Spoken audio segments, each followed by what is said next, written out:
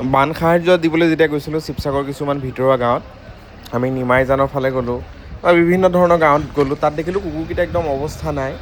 চ' আমি অলপমান বিস্কুট বা তেনেকুৱা ধৰণৰ বস্তু দিলোঁ।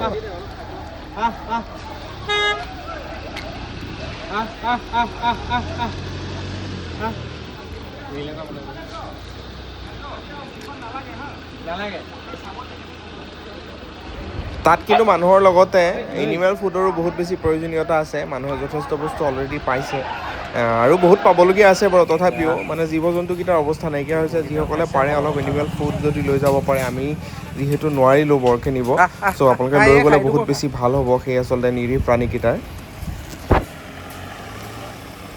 কুকুৰৰ অৱস্থা নাইকিয়া দেখা, খিনাই মিনাই অৱস্থা নাইকিয়া হৈ গৈছে।